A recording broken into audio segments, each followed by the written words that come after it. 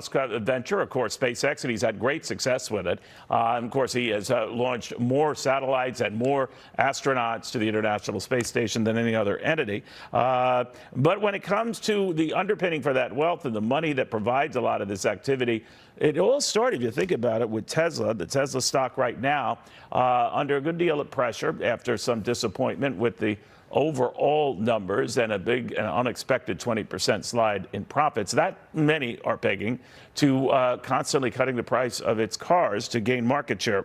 Mike Caudill is joining us right now, auto expert, what he makes of that. Mike, you know, I thought Tesla had warned about this, and so I don't know why it was the shock it was to a number of analysts. And he had even said his goal was to increase market share.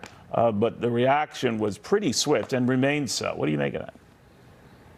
Yeah, so if I look at it like this, Neil, if you look at Tesla as a whole, they're really starting to look like a formidable automaker, right? Margin goes down, and they're looking to push volume up. So if you look at Tesla as a whole, 1 year ago, they were sitting at $325 a share. Yesterday at close of business, they were sitting at $180 per share. Now, the reason behind this is truly competition, Neil.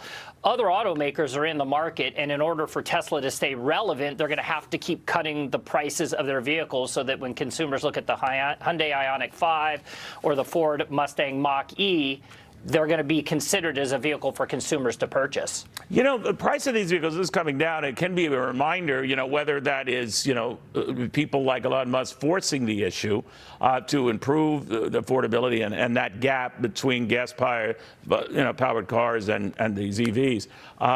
But it is picking up, and I'm wondering if that is going to make it more favorable for better EV sales in the future. If all of a sudden these vehicles become more affordable, or at least not nearly as gaping expense-wise as a gas vehicle. What do you think?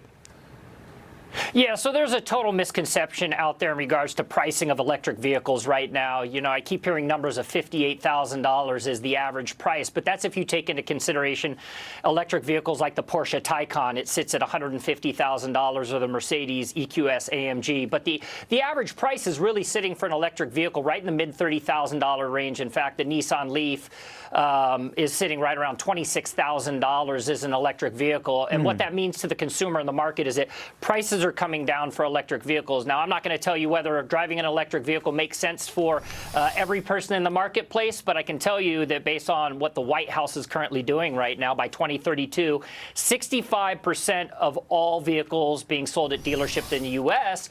are supposed to be electric vehicles, and the White House is providing subsidies for automakers to do that. But inevitably, Neil, it's going to come down to consumers. Do they want to buy electric vehicles? Well put. We'll see. The jury's still proverbially out on that. But thank you very, very much.